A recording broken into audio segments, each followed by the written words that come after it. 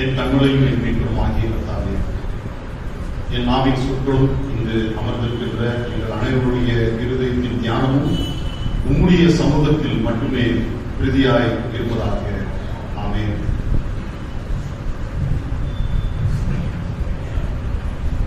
திருச்சபை மக்கள் யாருக்கும் அதற்கு என்னுடைய அன்பின் வாழ்த்துக்களை நான் இந்த நேரத்திலே தெரிவித்துக் கொள்வதிலே பெருமகிழ்ச்சி அடைகின்றேன். இன்றைக்கு நம்முடைய தென்னிந்திய திருச்சபை, அதாவது CSI திருச்சபைகளிலே அனைத்து ஆலயங்களிலுமே தொழுவதற்காக சிந்திக்கும்படியாக தெரிந்து கொள்ளப்பட்டிருக்கின்ற தலைப்பு ஆண்டவர் ஒருவரே, திருமுழுக்கும் ஒன்றே, அதாவது ஞானஸ்நானமும் ஒன்றே என்று தலைப்பின் கீழ் இன்றைக்கு நாம் இறை வார்த்தைகளை சிந்திக்க அழைக்கப்பட்டிருக்கின்றோம். நமக்கு ஞானஸ்நானம் திருமுழுக்கு என்று சொன்னாலே நம்முடைய கிறிஸ்தவர்கள் மத்தியிலே ஏகப்பட்ட குழப்பங்கள் உண்டு, ஏகப்பட்ட வியாகியானங்கள் உண்டு, எத்தனையோ மாறுபாடான கருத்துக்கள் எல்லாம் உண்டு. ஒவ்வொரு பிரிவை சேர்ந்த கிறிஸ்தவர்களும் ஒவ்வொரு வசனங்களை அடிப்படையாக வைத்துக் கொண்டு ஞானஸ்தானத்தை பற்றி பல இடங்களிலே அவர்கள் பகிர்ந்து கொள்ள நாம் பல இடங்களிலே கேட்டிருக்கலாம். நமக்கு புதிய ஏற்பாட்டில் நம்ம பார்க்கும் பொழுது ஞானஸ்நானம் என்று சொன்னாலே நமக்கு யோவான் ஸ்நானகன் ஞாபகத்துக்கு வந்துவிடுவார். யோவான் ஸ்நானகன் தான் நமக்கு திருமுழுக்கை புதிய ஏற்பாட்டு பகுதியிலே அறிமுகப்படுத்துகின்றவராக நமக்கு காட்சி அளிக்கின்றார். அதாவது மத்தேயு 3ஆம் அதிகாரத்தை எடுத்து நாம் வாசிப்போமானால் அதுல அவர் சொல்வதை பாருங்கள். அதுல மத்தேயு இந்த யோவான் ஸ்நானகனை பத்தி ஒரு முன்னோட்டம், அதாவது சாட்சி மாதிரி சொல்றார். கர்த்தருக்கு வழியை ஆயத்தப்படுத்தி அவருக்கு பாதைகளை செவ்வை பண்ணுங்கள் என்று வனாந்தரத்திலே கூப்பிடுகிற சத்தம் கேட்கப்படும் என்று ஏசாயா தீர்க்கதரிசி சொன்ன அந்த தீர்க்கதரிசி இவர்தான், அவன்தான் இவன் என்று சொல்லி மத்தேயு இந்த இடத்திலே நம்ம யோவான் ஸ்நானகனை பற்றி குறிப்பிடுவதை நாம் காண்கின்றோம். யோவான் ஸ்நானகனை பொறுத்த வரைக்கும் பார்த்தீர்கள் என்று சொன்னால் அவன் கிறிஸ்து அவர் அவருடைய ஊழியத்தை துவக்குவதற்கு முன்னதாக யூதேயாவினுடைய காடுகளிலும் மேடுகளிலும் அவன் நடந்து சென்று மக்களுக்கு எருசலேம் நகரத்து மக்களுக்கும் யூதேயா மக்களுக்கும் யோர்தான் நதிக்கரையோரும் வாழ்ந்து வந்த மக்களுக்கும் அவன் நற்செய்தி பிரசங்கித்து வந்தான் என்று சொல்லி நாம் அந்த வசனங்களின் கூட தொடர்ந்து செல்லும் பொழுது நாம் பார்க்கிறோம். அவன் சொல்வதை பார்த்தீங்கன்னு சொன்னா, மனம் திரும்புங்கள், பரலோக ராட்சியம் சமீபத்திருக்கிறது என்று சொல்லி அவன் சொல்வதை நாம் காண்கிறோம். யூத மக்கள் பாத்தீங்கன்னா பலர் யோவான் ஸ்நானனுடைய உபதேசத்தை கேட்டாங்க. கேட்ட பிறகு என்ன பண்றாங்கன்னா, அந்த சமூகத்திலே பெரிய பெரிய பொறுப்பிலே இருந்தவர்கள் எல்லாம், ஆசாரியர்களும் இன்னும் மற்ற பல்வேறு நபர்கள் எல்லாம் தங்களுடைய பாவங்களை அறிக்கையிட்டு அவனிடத்திலே ஞானஸ்நானம் பெற்றார்கள் என்று நாம் வாசிக்கின்றோம். மத்தேயு 3ஆம் அதிகாரம் 6ஆம் வசனம். அவர்கள் தங்கள் பாவங்களை அறிக்கையிட்டு ஞானஸ்நானம் பெற்றார். இதுல ஒரு தெளிவாக நாம் கொஞ்சம் சிந்தனை செய்ய வேண்டும். பாவங்களை அறிக்கையிட்டு வருபவர்களுக்கு ஞானஸ்நானத்தை யோவான் ஸ்நானகன் கொடுத்து கொண்டே வருகின்றார். இந்த சூழ்நிலையிலே நம்முடைய ஆண்டவராகிய இயேசு கிறிஸ்து அவர் வர யோவான் ஸ்நானகன் அவர் பாவியான மனுஷனா கிடையாது. அவர் பரிசுத்த பாவிகளாகிய நம்மை மீட்க வந்தவர். அவர் யோவான் ஸ்நானத்தை எனக்கு கொஞ்சம் ஞானஸ்நானம் கொடு அப்படின்னு சொல்லி கேட்கின்றார். உடனே யோவான் ஸ்நானகன் என்ன சொல்லுகின்றார், இது எப்படி தகும் இந்த காரியம்? நான் தானே உங்ககிட்ட ஞானஸ்நானம் வாங்கணும், நீங்க என்கிட்ட ஞானஸ்நானம் வாங்கலாமா என்று கேட்கிறேன். அப்போ கடவுள் ஒரு வார்த்தை சொல்லுகின்றார், இது இதை நிறைவேற்றுவது, இந்த எல்லா நீதியை நிறைவேற்றுவது நமக்கு நல்லது அப்படின்னு சொல்றாரு. அதாவது இந்த இடத்திலே கடவுள் எதை சொல்கிறார் என்று சொன்னால், நீதி, அதாவது கடவுளுடைய அந்த செயல்பாடுகள், தேவன் முன்குறிக்கப்பட்ட அவருடைய தேவ குமாரனை அனுப்பி வைக்கும் என்கின்ற அந்த நீதியானது இந்த இடத்திலே வெளிப்படுத்தும் பொருட்டாக யோவான் ஸ்நானகன் அங்கே இருந்த அந்த யூத மக்களுக்கு ஒரு அடையாளப்படுத்தும் விதமாக அங்கே ஞானஸ்நானத்தை கடவுளுக்கு கொடுக்கிறார். இவர் நேசகுமாரன், இவர் கடவுளுடைய மைந்தன், இவர்தான் என்பதை முன்னோட்டமாக ஒரு அடையாளமாக அந்த இடத்திலே திருமுழுக்கை யோவான் நம்ம கிறிஸ்துவுக்கு கொடுக்கின்றார். அந்த சமயத்தில் நீங்க பாத்தீங்கன்னா ஒன்றை பார்க்கணும். எப்பவுமே வந்து வேதத்திலே வந்து வெறும் வசனங்களை ஆய்ந்து கொண்டு அந்த வசனத்தை மட்டும் படித்துக் கொண்டு பிடித்துக் கொண்டு போகக்கூடாது. அன்றைக்கு இருந்த சூழல் என்ன என்று பார்க்க வேண்டும். வரலாற்று சூழலிலே பார்த்தீங்க சொன்னால் அந்த காலகட்டத்திலே யூத மக்கள் வந்து நம்ம பழைய ஏற்பாட்டினுடைய ஆகமங்களின் மற்ற தீர்க்க தரிசன வசனங்களின் அடிப்படையிலே கிறிஸ்துவானவர் வருகிறார் என்பதை அவர்கள் விசுவாசித்து காத்திருந்தார்கள். ஆனால் இயேசு வந்த பொழுது, இயேசு வந்து முன்னறிவிக்கப்பட்டு அவர் வந்த பொழுது, அவர் சொன்ன போது அந்த யூத மக்கள் அவருடைய சொந்த மக்களை வந்து அவரை ஏற்றுக்கொள்ளவில்லை. இவர் கிறிஸ்து அல்ல, இவர் பொய் சொல்லுகிறார், இவர் வந்து தவறான போதனையை சொல்லுகிறார், கிறிஸ்து என்பவர் வேறு ஒருவர், அவர் திருப்பி வரப்போறாரு, இவர் கிடையாது என்று சொல்லி அவர்கள் இருந்தார்கள். இதுதான் வரலாறு நமக்கு சொல்லுகிறது. அந்த சமயத்தில் அப்படிப்பட்ட ஒரு காலகட்டத்திலே அப்படிப்பட்ட ஒரு சமூக சூழ்நிலையில் இருக்கும் பொழுதுதான் யோவான் ஸ்நானகன் வந்து இல்லை, இவர்தான் கிறிஸ்து, இவர் வருவதற்கு தான் நாம் காத்திருக்கிறோம், இவர்தான் வந்து நான் வந்து என்ன கொடுக்க போறேன், தண்ணீரிலே வந்து நான் வந்து ஞானஸ்தானம் கொடுக்கிறேன். நல்லா புரிஞ்சு கொள்ளுங்கள், தண்ணீரில் நான் ஞானஸ்தானம் கொடுப்பேன் ஜலத்தினால், ஆனால் இவர் எனக்கு பின்னே வருகிறவர் என்னிலும் வல்லவர், என்னிலும் வல்லவர், அவருடைய பாதரட்சைகள் செருப்பை கூட தூக்குறதுக்கு எனக்கு யோகிதை கிடையாது. அவர் கொடுக்கிற ஞானஸ்தானம் எப்படி இருக்கும், பரிசுத்த ஆவியினாலும் அக்னியினாலும் கொடுப்பாரு, தண்ணீரால் கொடுக்க மாட்டாரு. நல்லா பாருங்க, அந்த வசனத்தை படித்து பாருங்கள். நான் தண்ணீர்ல கொடுக்குறேன், ஆனா அவர் கொடுக்கிறது வந்து ஜீவனுள்ள தேவனாகிய கடவுள் கொடுக்கின்ற ஞானஸ்தானம் எப்படி இருக்குமா, பரிசுத்த ஆவியின் அக்னி அபிஷேகத்தினால் இருக்கும் என்று சொல்லி யோவான் ஸ்நானகனே நமக்கு இந்த இடத்திலே சொல்லுகின்றார். அதே மாதிரி வந்து பாத்தீங்கன்னா நமக்கு 1 கொரிந்தியர் 10ஆம் அதிகாரம், 1 கொரிந்தியர் 10ஆம் அதிகாரம் எடுத்து வாசிக்கும் போது இந்த இடத்துல வந்து பாத்தீங்கன்னா இஸ்ரேல் மக்களை பத்தி சொல்லப்படுகிறது. இஸ்ரேல் மக்கள் வந்து பாத்தீங்கன்னா அவர்கள் வந்து நம்ம வந்து பழைய ஏற்பாட்டின் பகுதிகளிலே படிக்கும் பொழுது அவர்கள் நடந்து செல்லுகின்றார்கள். பல ஆண்டுகள், 40 ஆண்டுகளுக்கு மேலாக அவர்கள் நடந்து செல்லுகின்றார்கள். அவர்கள் வந்து தங்களுடைய நாட்டை, இறைவனுக்கு சுதந்திரித்துக் கொடுத்த நாட்டை அடைவதற்காக அவர்கள் அல்லும் பகலும் கடந்து தங்களுடைய குழந்தை குட்டிகளோடு, ஆடு மாடுகளோடு, ஒட்டகங்களோடு அவர்கள் செல்லுகின்றார்கள். அந்த அதை பற்றி சொல்லும் பொழுது அவர்கள் எல்லோரும் 1 கொரிந்தியர் 10:2 பாத்தீங்கன்னா எல்லாரும் மோசேக்குள்ளாக மேகத்தினாலும் சமுத்திரத்தினாலும் ஞானஸ்தானம் பெற்றார்கள் என்று சொல்லுகிறது. இந்த இடத்துல பார்க்கும்போது இது கூட பல வியாக்கியானங்கள் வந்து பல இடங்களிலே பிரசங்கிக்க நாம் கேட்டிருக்கலாம். அதாவது வந்து இஸ்ரேல் மக்கள் வந்து அவர்கள் நடந்து செல்லும் பொழுது மேகத்தின் மூலமாக அவர்கள் வழி நடத்தப்பட்டார்கள். அதே சமயத்தில் வந்து கடலை அவர்கள் கடந்து சென்றார்கள். அவர்கள் கடலை கடந்து சென்றதே ஞானஸ்தானம் என்று சொல்லி இந்த இடத்திலே நமக்கு சொல்லப்படுகின்றது. ஆனா ஞானஸ்தானத்தை பெற்றவர்களாக அவர்கள் கடவுளுடைய பிள்ளைகளாக இருந்தாலும் கூட கடவுள் வந்து எப்படி அவர்களிடத்தில் இருந்தார். அதுக்கு அப்புறம் பாருங்க, 1 கொரிந்தியர் 10ஆம் அதிகாரம் 5ஆம் வசனத்தை எடுத்து வாசித்து பார்த்தீங்கன்னா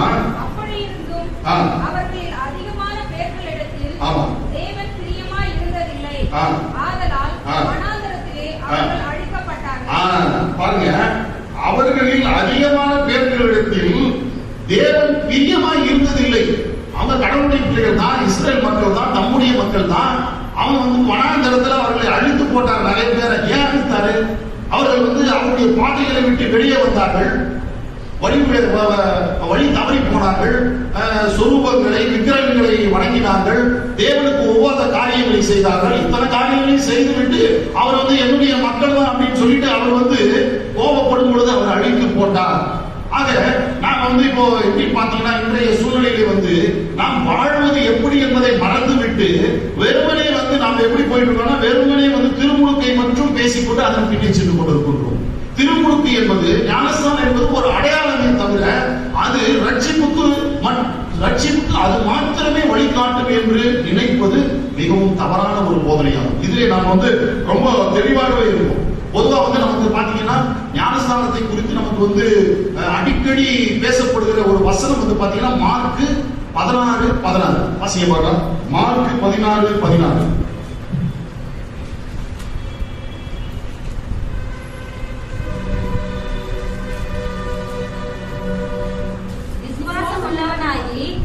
ஞானஸ்நானம் பெற்றவன் ரட்சிக்கப்படுவான், விசுவாசியானவனோ ஆக்கினைக்கு உள்ளாக தீர்க்கப்படுவான். அதாவது இந்த வசனத்துல வந்து பாத்தீங்கன்னா நல்ல தெளிவா கொஞ்சம் நிதானமாக சிந்தித்து பார்க்கணும். விசுவாசம் உள்ளவனாயிருந்து ஞான ஸ்நானம் பெற்றவர் ரட்சிக்கப்படுவான். ஓகே, அடுத்த பகுதி படிங்க.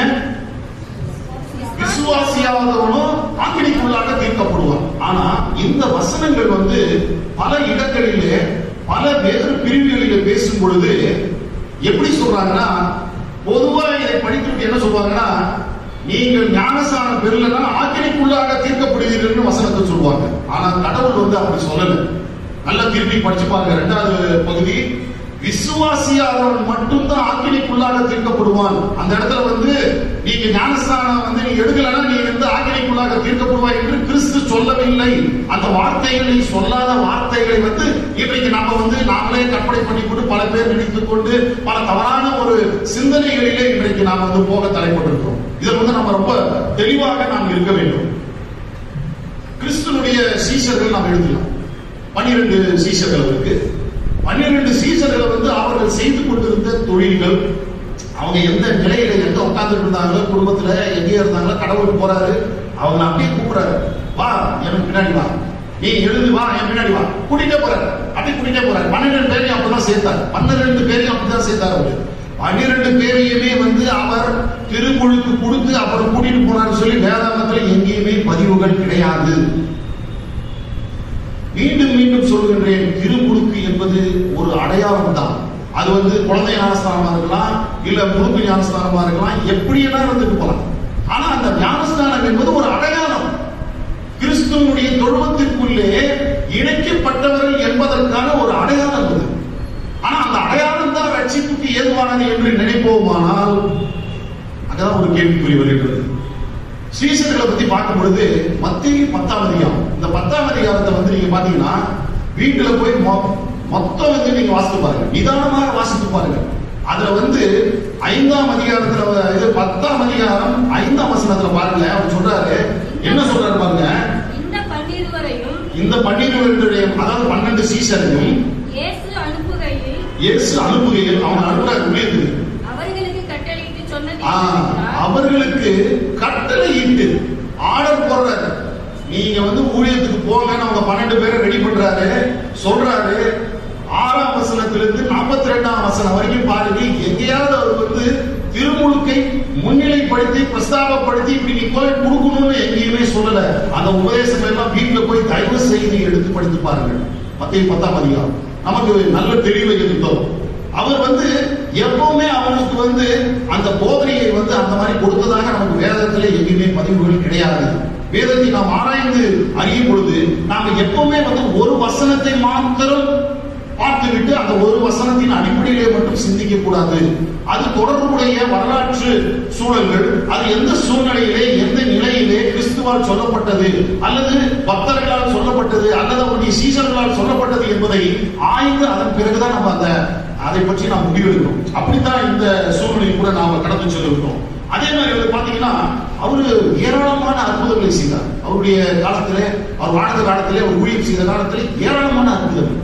அந்த அற்புதங்களுடைய நிறைவுகள் எல்லாம் பாத்தீங்கன்னு சொன்னா, இப்ப பாத்தீங்கன்னா அவர் போதனைகளுக்கு என்று அவர் பல இடங்களுக்கு சென்றார். காடுகளிலே சென்றார், மலை பிரசங்கம் செஞ்சார், எங்கெங்கே போய் பிரசங்கங்கள், கடற்கரைகளை பிரசங்கம் செய்தார். எல்லா இடத்துலயும் ஆயிரக்கணக்கான பேர் கூடியிருந்தாங்க, 5000 பேர் கூடியிருக்கிறாங்க, 7000 பேர் கூடியிருக்கிறாங்க. எல்லா இடத்துலயுமே அவர் போதனைகளை கொடுத்தார். அங்க போஜனத்தையும் கொடுத்தார், உணவை கூட ஒரு பங்கிட்டு கொடுத்தார். ஆனா எங்கேயாவது இந்த ஒட்டுமொத்தமா எல்லாருக்கும் அவரு ஞானஸ்தானம் கொடுத்ததாக பதிவுகள் இருக்கிறதா என்று சொன்னால் அப்படி இல்லை. போதனைகள் கொடுத்தார், எப்படி வாழ வேண்டும், எப்படி பாவ மன்னிப்புக்கு தப்பித்து, எப்படி பாவத்திற்கு தப்பித்து தன்னை ஒரு முழு மனிதனாக மனிதன் வாழ வேண்டும் என்பதற்கான போதனைகளை அவர் கொடுத்தார். எப்படி வாழ வேண்டும் இந்த உலகிலே தேவனுடைய, அதாவது யூதர்கள் மறுதளித்த தேவனுடைய குமாரன் என்பதை விசுவாசித்து, ஏன்னா அந்த காலத்துல யூதர்கள் கம்ப்ளீட்டா மறுதளித்தான். அவருடைய இனத்தை சேர்ந்தவர்கள், அவருடைய ஜாதியை சேர்ந்தவர்கள் தான் அவங்க. ஆனா அவங்க இவரை ஒத்துக்கொள்ளவில்லை, இவரை கிறிஸ்து மேசியா இயேசு கிறிஸ்து என்று ஒத்துக்கொள்ளவில்லை, வேறொருவர் வரணும்னு சொன்னாங்க. அதில் நல்ல தெளிவா இருக்கணும். அந்த விசுவாசத்திற்குள்ளே அவர்கள் வர வேண்டும் என்று சொல்லி அவர் கடவுள் விரும்பினார். அப்படி விசுவாசத்திற்குள்ளே அவர்கள் கடந்து வரும் பொழுது தன்னுடைய பாவங்களை எல்லாம் விட்டுவிட்டு முழுமையாக கடவுளின் பிள்ளைகளாக, தேவகுமாரனை ஒப்புக்கொள்ளுகின்ற ஒரு பிள்ளைகளாக அவர் வர வேண்டும் என்று சொல்லி எதிர்பார்த்தார். இந்த இடத்துல பாத்தீங்கன்னு சொன்னா சகேயுவை பத்தி சொல்ல வேண்டும். ஏற்கனவே கூட நான் பல வருடங்களுக்கு முன்னாடி இதை பத்தி நான் சொல்லியிருக்கேன். சகேயுடைய ஒரு சரிதை வந்து நமக்கு ஒரு நல்ல ஒரு முன்மாதிரியை தருகிறது. சகேயு வந்து பாத்தீங்கன்னா அவன் ஒரு கவர்மெண்ட் ஆபீசர், அவன் வந்து ஒரு வரி வசூல் பண்ணுகிறவன். அந்த ஊர்ல வந்து பாத்தீங்கன்னு சொன்னா அவனுக்கு வந்து ரொம்ப கெட்ட பேர். ஏன்னா வந்து வரி வசூல் வந்து ரொம்ப கெடுபடியா வந்து வரி வசூலை பண்ணுவான். ஆகவே வந்து பொதுமக்கள் மத்தியில அவனுக்கு வந்து ரொம்ப ஒரு கெட்ட பேரு, அவன் பாவியாக இருந்தான் அந்த சொசைட்டியை பொறுத்த வரைக்கும். ஆனா வந்து பாத்தீங்கன்னா ஏசாமி வராரு என்று சொன்ன உடனே அவன் ஒரு கவர்மெண்ட் ஆபீசர். பாருங்க, ஜனம் பூரா கூடியிருக்கும், ஒரு ஆயிரக்கணக்கான பேர் கடவுள் வர வெயிட் பண்ணிட்டு இருப்பாங்க. ஒரே இப்போ பாத்தீங்கன்னா இப்போ நமக்கு இங்க பொங்கலுக்கு எப்படி கூட்டமா இருக்கு, அது போல ஒரு கூட்டம் பெரிய நெரிசலாக இருந்திருக்க கூடும். அப்ப அதை வந்து இவன் குள்ளமா இருக்கான். அதனால இவன் வந்து ஐயோ நம்ம கடவுளை ஒருவேளை பார்க்க முடியாம போயிருப்போம் அப்படின்னு சொல்லிட்டு என்ன பண்றான்னா அவன் வந்து ஒரு அத்திமரத்து மேல ஏறி அவரை காண்பதற்காக அவன் வந்து வெயிட் பண்றான். அப்போ வந்து பாத்தீங்கன்னா கடவுள் வந்து அந்த இடத்துல எப்ப அவன் வந்து தன்னை தாழ்த்தி, இப்ப வந்து ஒரு கவர்மெண்ட் ஆபீசர் திடீர்னு ஒரு 500 பேர் மத்தியில வந்து மரத்திலே ஏறி நின்றால் எப்படி இருக்கும், அவனுடைய ப்ரொசீஜர் எல்லாம் போயிருக்கும். ஆனா அவன் அதை பத்தி கவலைப்படாம அவனை தன்னை தாழ்த்தி ஏற்கனவே கடவுள் அவனை கண்டுகொண்டார். கிட்ட வந்தவனே சரியவை கீழே இறங்கி வாங்க, கீழே இறங்கி வா. இறங்கி வந்தான். அவன் தன்னுடைய பாவங்களை எல்லாம் அவன் வந்து உணர்ந்து கொண்ட போது, அவன் தன்னுடைய பாவம் மன்னிப்புக்காக தன்னை ஒப்படைத்த பொழுது அவர் என்ன பண்றாரு, வா வீட்டுக்கு போறான்னு சொல்லி கூட்டிட்டு போறாரு. வீட்டுக்கு போயிட்டு என்ன சொல்றாரு, என்னாச்சு, இந்த வீட்டுக்கே ரட்சிப்பு வந்தது, அவனுடைய வீட்டுக்கே வந்துச்சு. அவனால சகேயின் நிமித்தமாக அவனுடைய வீட்டில் இருக்கிற எல்லாருமே ரட்சிக்கப்பட்டார்கள். இந்த இடத்துல நீங்க சிந்திக்கணும், கடவுள் வந்து முழுக்கு ஞானஸ்தானம் என்பதை அவர் வந்து பிரஸ்தாபப்படுத்தல. நல்லா புரிந்து கொள்ள வேண்டும். ஞானஸ்தானம் வந்து ஒரு அடையாளம். மீண்டும் மீண்டும் நான் சொல்லுகிறேன், புரிந்து கொள்ளுங்கள், அது ஒரு அடையாளமாக இருக்கின்றது. ஆனால் பாவ மன்னிப்பின் மீட்புக்கென ரட்சிப்புக்கு என அதனை நாம் வந்து முன்னிலைப்படுத்துவது என்பது அது பிரயோஜனமாக இருக்காது. இப்ப வந்து பாத்தீங்கன்னா மத்திய 5ஆம் அதிகாரத்துல வந்து நம்ம பார்க்கிறோம், ஒரு பெரும்பாடு உள்ள ஸ்திரீ 12 வருஷமா வந்து பெரும்பாடுகள் உள்ளவர். அவர் வந்து பாத்தீங்கன்னா என்ன பண்றாங்க, கும்பலோட கும்பலா வந்து பின்னாடி வந்து கடவுளை கொடுக்கிறார், கடவுள் அறிந்து கொள்கின்றார். யார் என்னை தொட்டதுன்னு கேட்கிறாரு. உடனே அவன் முன்னாடி வந்து நான் தான் சொல்றாரு. உடனே நீ கவலைப்படாத மகளே, மகளே உன் விசுவாசம் உன்னை ரட்சித்தது. விசுவாசம் தான் ரட்சித்தது. உடனே அவ்வளவுதான், அவ ரெடி ஆயிட்டு போயிட்டாங்க. அதுக்கப்புறம் பாருங்க, லூக்கா 17ஆம் அதிகாரத்துல வந்து 12-19 வாசிக்கும் பொழுது 10 தொழுநோயாளிகள் இருக்கிறாங்க. 10 தொழுநோயாளிகள் வந்து இவரை பார்த்து கேட்கிறாங்க, இயேசுவே ஐயரே வாங்க, எங்களுக்கு சுகம் தாருன்னு கத்துறாங்க. உடனே வந்து கடவுள் வந்து என்ன சொல்றாரு, சரி நீங்க கிளம்பி போங்க, உங்க இவர்கிட்ட போங்க, மத ஆசாரியர்கள் அவங்ககிட்ட போங்க, நீங்க சரியாயிட்டீங்கன்னு அனுப்புறாரு. எல்லாம் போறாங்க, எல்லாருமே சுகமானார்கள். ஆனா பாத்தீங்கன்னா ஒருத்தர் மாத்திரம் திரும்பி வந்தான். ஒருத்தர் மாத்திரம் திரும்பி வந்து அவரை சாஸ்திராங்கமாக பணிந்து கொண்டான், அவரை துதித்தான். அப்ப கடவுள் கேட்கிறாரு, நல்லா படிச்சு பார்த்தீங்கன்னா தெரியும், ஏப்பா 10 பேர் சுகம் பெற்றார்கள், மீதி 9 பேர் எங்கே அப்படின்னு சொல்றாங்க. 9 பேர் வரல, ஓடி போயிட்டான். சுகம் பெற்றவனா ஓடி போயிட்டான். அப்ப என்ன சொல்றாரு, வா நீ எழுந்து போ, உன் விசுவாசம் உன்னை ரட்சித்தது. அந்த இடத்துல சுகம் பெற்றவர்கள் 10 பேர், ரட்சிக்கப்பட்டவன் ஒரே ஒருவன் தான்.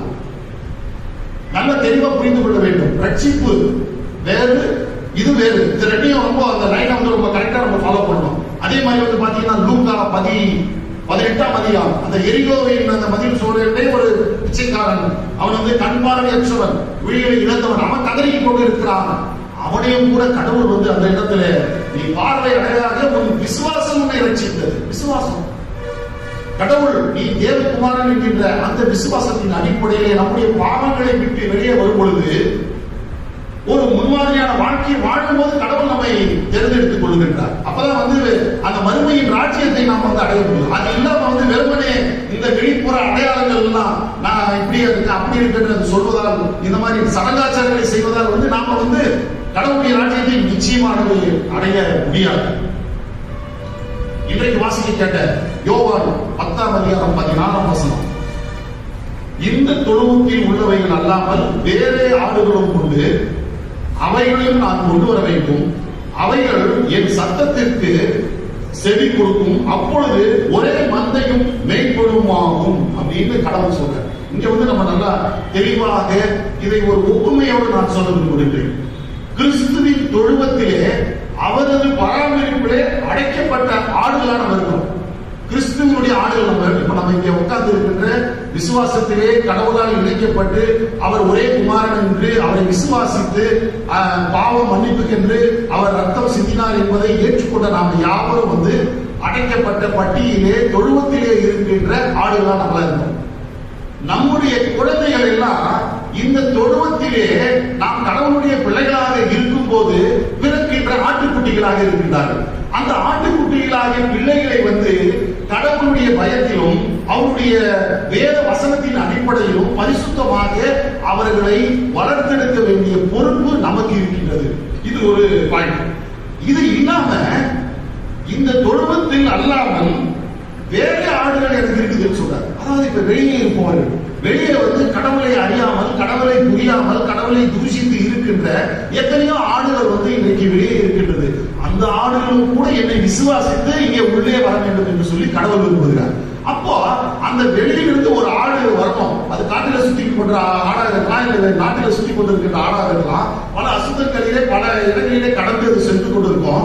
கடவுளை தேடி அது விசுவாசம் உள்ளவர்களாகி அந்த ஆடு வரும் பொழுது அதனை தண்ணீரால் அதனுடைய தீட்டையும் அழுகையும் சுத்தப்படுத்தி அந்த பட்டியல உள்ள வைக்க வேண்டியது மேய்ப்பருடைய கடமை. அப்படித்தான் திருமுழுக்கு என்கின்ற அந்த ஞானஸ்தானத்தின் மூலமாக அவங்க சிறியோராக இருந்தாலும் சரி, பெரியோராக இருந்தாலும் சரி, அது யாராக இருந்தாலும் சரி, அவர்கள் இந்த தொழுவத்திலே அடைக்கப்படும் முன்பதாக அவர்களுக்கு ஒரு அடையாளமாக இந்த ஞானஸ்தானத்தை வந்து நாம் என்ன பண்றோம், தண்ணீரின் மூலமாக கொடுத்து அவங்க திருச்சபையிலே சேர்த்துக் கொள்கின்றோம். இந்த தெளிவு வந்து நமக்கு ரொம்ப தெளிவாக இருக்க வேண்டும். நம்முடைய சிஎஸ்ஐ திருச்சபைகளிலே இன்றைக்கு இதுதான் வந்து ஒரு குழப்பமாக இருக்கின்றது. சிஎஸ்ஐ திருச்சபையிலே நாம் எதை நாம் வந்து ஃபாலோ பண்றோம், எதை நாம் பின்பற்றி போகிறோம் என்று சொன்னால், அதாவது வந்து விசுவாச தொழுவத்திலே பிறந்த ஆட்டுக்குட்டிகளை, அதாவது நமது பிள்ளைகளை, நமது குழந்தைகளை கிறிஸ்துவ விசுவாசத்திலே தேவறிவோடு வளர்க்க வேண்டும் என்று சொல்ற. அதற்கு தான் வந்து நாம என்ன பண்றோம்னா, குழந்தை ஞானஸ்தானமா குழந்தையா கொண்டு வந்து இங்க வைக்கும் போது பெற்றோர்களாக வந்து நாம முன்ன வந்து நாம என்ன பண்றோம், வாக்குறுதிகளை தருகிறோம். நான் வந்து என்னுடைய குழந்தையை வந்து தேவனுடைய அறிவுரையும் எல்லா இடத்துலையும் நான் வந்து வளர்த்தெடுப்பேன் என்று சொல்லி வாக்குறுதியை வந்து நம்ம கொடுக்கிறோம்.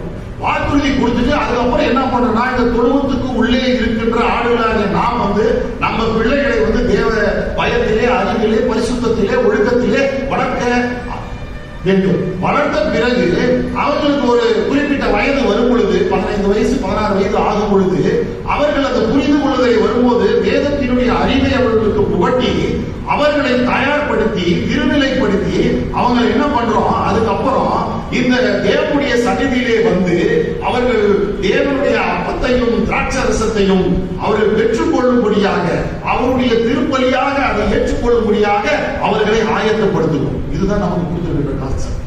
இதைத்தான் நம்ம செஞ்சுட்டு இருக்கிறோம். மாறாக வந்து இது இல்லாம வந்து நம்ம தேவையில்லாத குழப்பங்களில நம்ம வந்து போக வேண்டிய அவசியம் இல்லை. அதாவது வந்து குழந்தை ஞானஸ்தானம் பெற்றவர்கள் வந்து மீண்டும் வந்து முழுக்க ஞானஸ்தானம் நாம் பெற்றால்தான் ஆண்டவருடைய ராஜ்யத்திற்குள் நாம் செல்ல முடியும் என்று நினைப்பது வந்து ஒரு தவறான போதனை. நன்றாக தெளிவாக புரிந்து கொள்ளணும். அந்த ஞானஸ்தானம் வந்து எப்படினாலும் இருக்கலாம், ஆனாலும் கூட அது மட்டுமே இருந்துவிட முடியாது. ரட்சிப்பு அது ஒரு அடையாளம். மீண்டும் மீண்டும் சொல்லுகிறேன், அது ஒரு அடையாளமாக தான் இருக்கிறது. உதாரணமா சொல்லணும், கடைசியாக ஒரு உதாரணத்தை சொல்லி நான் முடிக்க விரும்புகின்றேன். அதாவது வந்து நீங்க ஒரு கற்பனை செய்து கொள்ளுங்கள். ரட்சிப்பு என்பது ஒரு வீடுன்னு வச்சுக்க, கதவு சாத்தப்பட்டிருக்கிறது, பூட்டப்பட்டிருக்கிறது, அது ரட்சிப்பு. அந்த ரட்சிப்பு என்ற வீட்டிலே வந்து அதாவது அது பூட்டு இருக்குது, கைப்பிடி இருக்கலாம், அது ரட்சிப்பு இருக்கு. இந்த ரட்சிப்பு எனும் வீட்டை திறந்து நாம உள்ளே போக வேண்டும் என்று சொன்னால், நம்மிடத்திலே விசுவாசம் என்கின்ற திறவுகோல் கீ அது இருந்தால் அந்த பூட்டை திறந்து நாம் உள்ளே செல்ல முடியும். அந்த நாம செய்ய வேண்டியது மட்டும் என்னென்றால், அந்த கீழ வந்து சுத்தமாக இருப்பதற்காக, துருப்பிடிக்காமல் இருப்பதற்காக பரிசுத்த ஆவியினுடைய எண்ணெயை அதிலே பூசி வைத்திருப்போமானால் எளிதாக பூட்டை திறந்து நாம வந்து உள்ளே வந்து உட்பிரவேசிக்க முடியும். ஆனால் அதிலே கைப்பிடி இருக்கிறது. எல்லா கதவுலையும் நம்ம பார்த்துருக்கோம் கைப்பிடி. கைப்பிடி என்பது நாம திறக்கிறதுக்கு பயன்படுத்துறோம். ஆனா கைப்பிடி இல்லாமலும் நாம் வந்து திறக்க முடியும். அது பெரிய கைப்பிடியா இருக்கலாம், இல்ல சின்ன கைப்பிடியா இருக்கலாம், இல்ல ரொம்ப டிசைன் உள்ள கைப்பிடியா இருக்கலாம். கைப்பிடி என்பது இந்த இடத்துல வந்து ஞானஸ்நானம் மாதிரி அதுவும் ஒரு தேவைப்படுகிறது. ஆனால் அதுதான் திறப்பதற்கு தேவைப்படுகிறது என்று நாம் சொல்லுவோமானால் ரட்சிப்புக்கு ஏதுவாக அது வந்து சரியான புரிதல் நமக்கு இல்லை என்பதுதான் அர்த்தம். ஆகவே நாம வந்து இப்ப எப்படி போயிட்டோம் என்று சொன்னால், நாம வந்து அந்த பரிசுத்தமாகிய அந்த திறவுகோலை விட்டுட்டு நாம வந்து கைப்பிடியை பத்தி இன்றைக்கு பேசுவதற்கு விவாதிப்பதற்கு தலைப்பட்டு விட்டோம். இன்னைக்கு அப்படித்தான் பல உபதேசங்கள் பல திருச்சபைகளை இன்றைக்கு செய்து கொண்டிருக்கின்றார்கள். ஆனால் அதிலே நாம் தெளிவாக இருக்க வேண்டியது நம்முடைய கடமையாக இருக்கின்றது. இன்றைக்கு வந்து நாம் வந்து நம்முடைய வாழ்கின்ற வாழ்க்கை, நம்முடைய எண்ணங்கள், நம்முடைய செயல்பாடுகள், நம்முடைய ஈடுபாடுகள் எல்லாமே வந்து ஒரு உதாரணத்துவமாக ஒரு முன்மாதிரியான வாழ்க்கையாக இல்லாமல் இருக்குமானால் நான் வந்து முழுக்கு ஞானஸ்தானம் எங்க பெற்றாலும் சரி, இங்கே தொட்டியிலே பெற்றாலும் சரி, இல்லே கடலிலே கூட சில இடங்களிலே போய் ஞானஸ்தானம் கொடுக்கின்றார்கள். யோர்தானில போயிட்டு ஒரு தீர்க்கதரிசி ஒருத்தர் ஒரு பிரீச்சர் வந்து கூட்டிட்டு போய் ஞானஸ்தானம் கொடுத்து கூட்டிட்டு வந்தார். இங்கேயும் ஞானஸ்தானம் இங்கேயே எடுத்தவர்கள் அவர்கள் முழுக்க ஞானஸ்தானம். மீண்டும் யோர்தான்ல போய் யோர்தான்ல கடவுள் வந்து முழுக்க ஞானஸ்தானம் எடுத்தார். ஆனால் அங்கேயும் ஒரு ஞானஸ்தானத்தை கூட்டிட்டு வந்தார். அது வந்து எத்தனாவது ஞானஸ்தானம்? 2வது திருப்புக்கு. இப்படி எல்லாம் இருக்குது. ஆற்றங்கரையிலே எடுக்கப்படுகிற ஞானஸ்தானமாக இருந்தாலும் சரி, அது பெரியவர்கள் எடுக்கின்ற ஞானஸ்தானமாக இருந்தாலும் சரி, சிறியவர்கள் எடுக்கின்ற ஞானஸ்தானமாக இருந்தாலும் சரி, தெளிப்பு ஞானஸ்தானமாக இருந்தாலும் சரி, அல்லது குழந்தை ஞானஸ்தானமாக இருந்தாலும் சரி, எதுவுமே வந்து நம்மை பரலோகிய ராஜ்யத்தினுடைய ரட்சிப்புக்கு ஏதுவாக நம்மை அழைத்து செல்லாது. அதுதான் தெளிவான உண்மை. நாம் வந்து நம்முடைய உள்ளான வாழ்க்கை மாறாம நாம் வந்து வெறுமனே வந்து அடையாளங்களால் நான் பரிசுத்தாவினுடைய அபிஷேகத்தை ஞானஸ்தானம் பெற்றதின் மூலமாக பெற்றுக்கொண்டேன் என்று சொல்லுவது என்பது நம்மை நாமே ஏமாற்றிக் கொள்வது. ஆகவே இதை நாம் தெளிவாக சிந்திப்போம். இன்னும் ஆழ்ந்து நாம் வந்து இந்த வேத வசனங்களை படிப்போம், கடவுளை தெரிந்து கொள்வோம். தேவன் நாம் இந்த திருவசனங்களை ஆசீர்வதிப்பார்.